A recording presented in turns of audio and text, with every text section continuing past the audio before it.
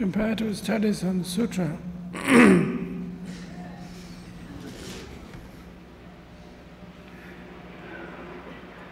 The question here is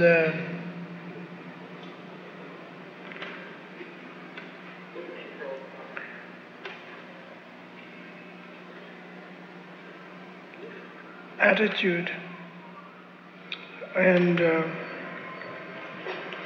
intellect, as well as a sense of commitment or faith, devotion, whatever you like to call, brought together, that the various sutras and the teachings of Buddha in written form, that we could understand as up-to-date situation rather than historical document as such. And I think it is very interesting that for us to get into our own everyday life situation at the same time, that how we handle ourselves when we write letters to friends, our teacher, our relatives, and ourselves. That there is a sense of that you're involved with the area of communication in a very solid and a very definite level. You may be freaked out at the time, or feels depressing, or feel that there is nothing much to say in terms of composing a letter to your friend or relative or whatever. But nevertheless, there's some sense of continuity takes place.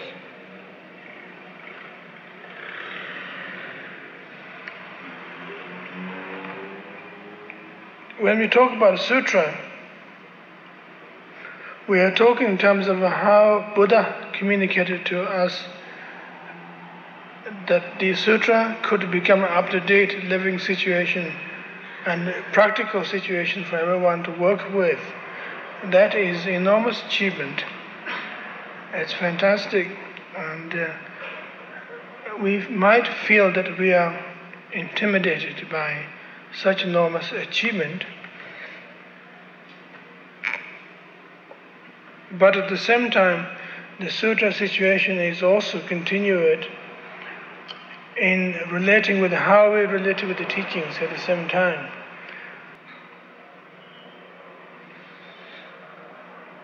Sutra literally means confluence, junction. Tibetan word for sutra is ndo, which means junction, confluence.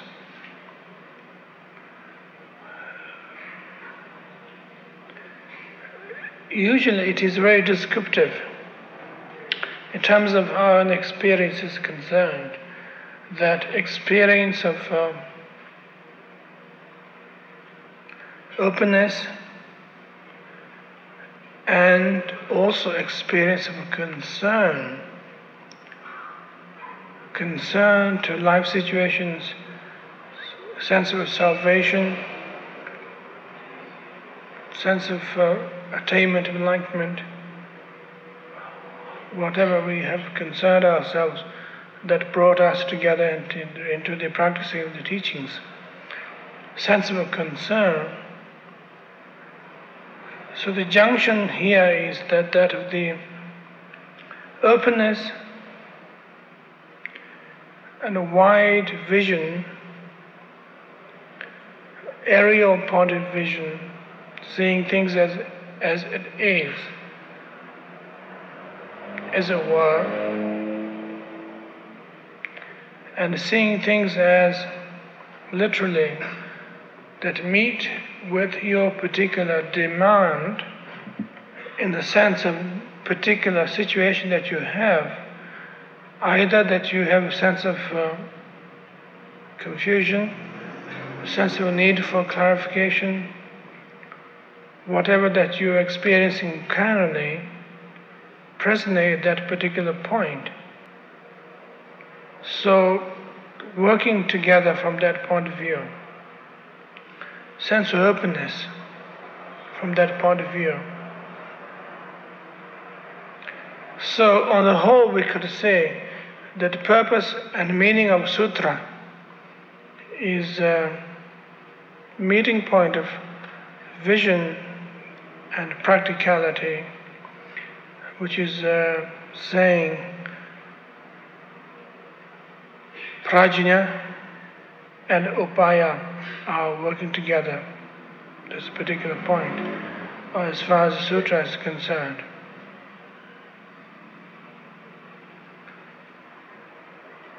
That certain particular sutra, in fact all of them, are compiled after the death of the Buddha, Mahaparinirvana for Buddha, by a council of disciples brought together and compiled them with a certain particular record, a certain particular discussion. And they are often named after the place and named after the situation and named after the people. And for instance, the Lanka Avatara Sutra is named after the situation where Buddha was in the country of Lankas, Ceylon. That particular discourse that took place are named after that. It is quite different from just naming the title of your book that just about to publish. You're going to send it to your publisher and you have to come up with a catchy title. But it's just simply named. So quite similarly we could have a sutra called Buddha Avatara Sutra.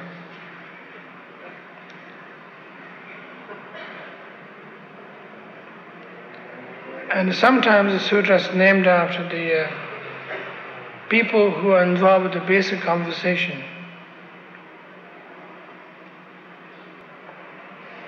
And named after that, the discussion of the person who is involved with a particular practice, a particular study, such as the Ungli Mala Sutra, that the Indian warrior who had become suddenly extremely aggressive, that he's been murdering everybody, and his last person that he would like to murder is his mother and the Buddha, which makes 2,000 people finally. And he collects everybody's thumbs as mala, which he wears around his neck. So he tried to chase his mother, and failing that, mother took refuge to the Buddha, and he then chased Buddha. And all discussions revolved around about that aggression, with enormous insight that Unglimala had, as well as his aggression is problematic. So that was another example of a sutra.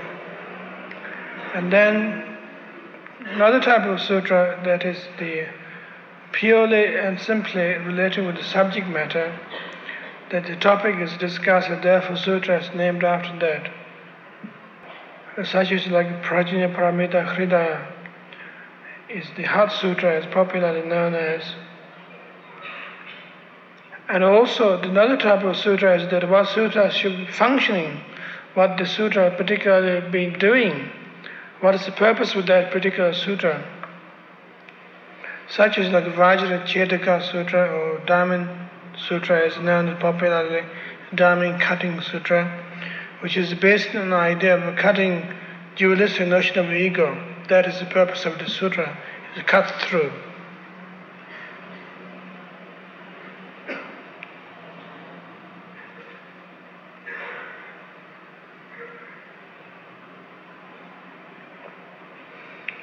So the basic point of sutras are, from that way, experiencing sense of true perception within oneself. That how you're relating with the teaching and how you're relating with your teacher at the same time. The question here is how we could assimilate 108 volumes of sutras, the discourses, the descriptions of the Buddha's teaching, in presently 3 languages.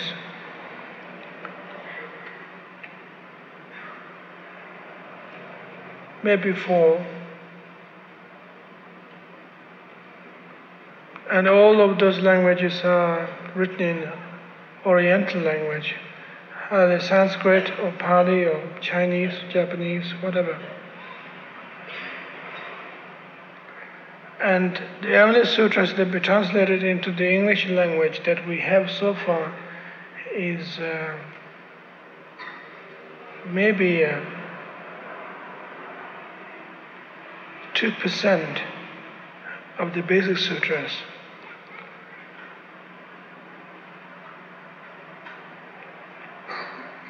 Maybe less, actually.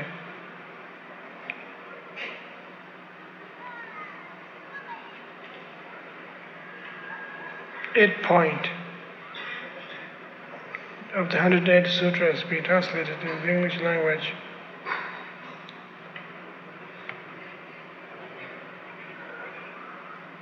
And so far as the understanding of the sutra is concerned, that we have made relationship with that very precisely and very definitely, that the main sutras are Prajnaparamita Sutra, and some of the Theravada traditions of the Nikayas be translated, and particularly meditation manuals of sutras, such as like the Satipatthana Sutta, and sutras like that be translated into the English language with the commentaries and so forth. That we in the West feel extremely stupid, say the least, that not having enough open understanding to Buddhism, Buddha Dharma, that we have just fragment of those 108 volumes, just fragment of a few chapters in one big volume has been translated. And how on earth we're going to learn the rest of it? And how we're going to translate them, how we're going to learn the languages? It feels very bad, and doesn't feel particularly hopeful that we can't do the whole thing. At least one person couldn't do that, and you need 100 great masters who are maybe involved with each volume thoroughly and fully, but each volume contains a lot of sutras at the same time. So maybe we need 1,000 great masters, gurus, exponents, who are specialized on one particular sutra of that particular volume, can only show us the way, tell us what Buddha had said the rest of his life, that we have no ideas about that. And in the Western language, as far as translations are concerned, that trying to collect or learn sutras without being a linguistic scholar seem to be absolutely hopeless. And ironically, it's terrible.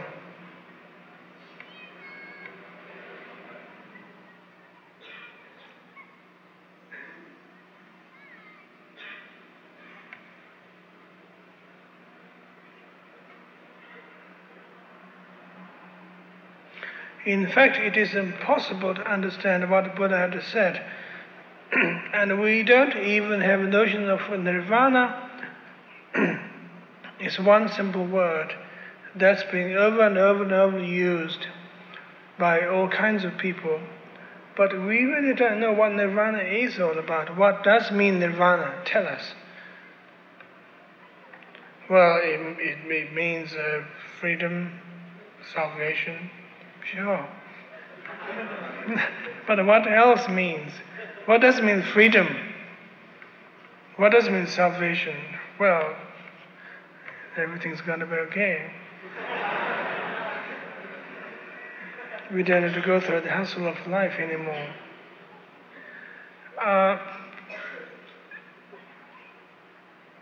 That we begin to feel that we are just barely touching on the one little corner, very tiny, weeny little corner of fragmented, or even that little piece of sand, which created a part of a gigantic stupa, which is beyond our imagination, but we are just approaching the whole thing from a miniature insect's point of view, not having any comprehension of anything at all, none whatsoever, that what Buddha had said, what he taught. Not that we are stupidly paralyzed, but we don't have opportunities and resources, materials, that a lot of books got lost and a lot of books haven't translated. So we have no hope from that point of view. And what we are been discussing so far throughout the path class, so-called path class, is concerned, we've been just trying to study one corner of that particular statue or stupa. Maybe we'll be studying the foundations, and maybe we'll be mowing the lawn of that particular ground where the statues be built. Maybe we haven't touched the actual statue at all, actual stupa at all. Yet we feel that we are doing something here, and we feel pretty good, we're learning, and things being meaningful and inspiring and so forth. So how are we going to handle that situation? If we want to understand the real meaning of comparative sutra, that we got to dive into an enormous ocean that's much bigger than any ocean on earth.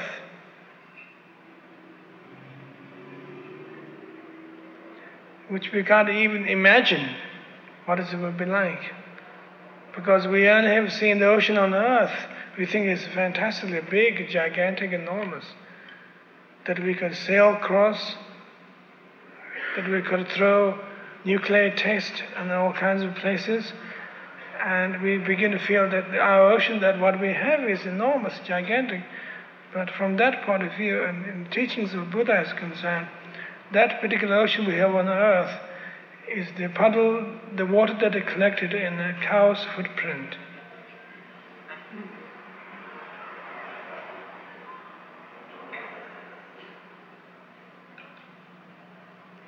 As far as the basic sutra is concerned, that is trying to bring together that junction of intellect, experience, and skillful actions together.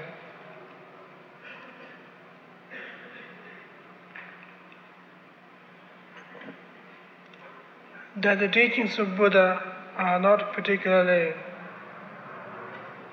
sensational, for that matter not particularly uplifting, but it is so frightening at the same time, because it doesn't give us any room to operate our own little tricks that we have. And once you begin to hear the teachings of Buddha, that you feel that you become belittled,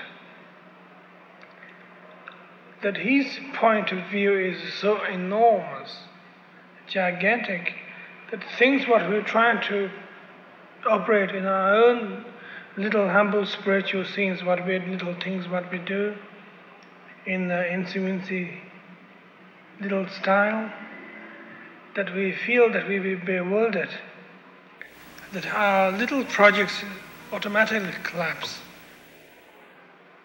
And so finally we could say that teachings of Buddha is sky falling on our head. That enormous approach, enormous mind that's operating in a greater style, in a greater understanding, that we do our little trip here, our little trip there, becomes a somewhat meaningless, trivial, and adolescent situation. That the point of enlightenment and the teachings of Buddha at this point is to make us to inspire, to grow up in that level, grow up that level of greater thinking, enlightened situation. At the same time, if you try to desire that great, whatever it is, that we are back to square one, we are back to our little world. So, I hope tonight I'm able to put you off enough so that you don't seek for enlightenment and give in, give up, whatever. Well, time for discussion.